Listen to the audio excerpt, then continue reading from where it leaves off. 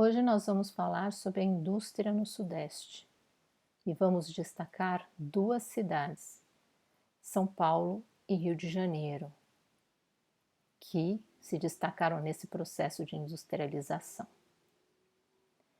Muito bem, você já estudou que lá por 1890, 1880, até o início do século XX, 1900 e pouco, todo o dinheiro gerado pela exportação do café trouxe muitas transformações e muita riqueza. São Paulo e Rio de Janeiro começaram a fazer uso de muita tecnologia que vinha da Europa e dos Estados Unidos, como as ferrovias, os bondes, os carros, os telégrafos, telefone e até as máquinas industriais. Em alguns estados cafeicultores, as cidades começaram a crescer. E por quê? Porque chegaram muitos europeus para trabalhar nas fazendas de café. Eles vinham atraídos por esse trabalho. Nós também já vimos outra grande importância do café, que foi a exportação. A exportação, olha só, fogos de artifício, trouxe muito dinheiro para o país, trouxe muita riqueza. E com isso, com esse dinheiro, era possível importar muitos produtos.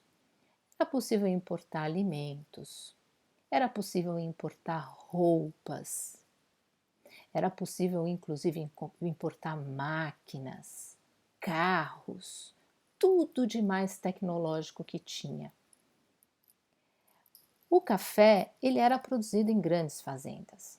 E você também já sabe que quem fazia toda a mão de obra eram os escravos. Mas o tráfico foi sendo proibido aos poucos, né? Em 1850 começou a ser proibido.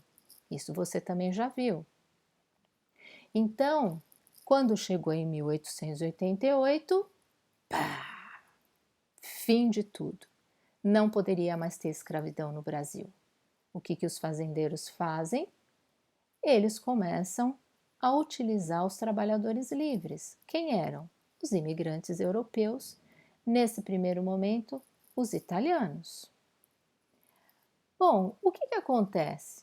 Acontece que com a chegada de tanta gente, as cidades do Sudeste, elas cresceram enormemente. A gente tem Rio de Janeiro, que era a capital do Brasil naquela época. A gente tem São Paulo, que era um grande centro de café, né? E Santos, que era o principal escoamento do porto. Todas essas pessoas queriam muitas coisas. Elas precisavam de moradia, elas precisavam de móveis para essas moradias, elas precisavam de roupas e também precisavam de calçados, elas também precisavam de remédios e mais, precisavam de alimentos, não é mesmo? Então, o que aconteceu? Fogos de artifício, industrialização. A indústria começou a ser indispensável aqui no Brasil. E os recursos vieram.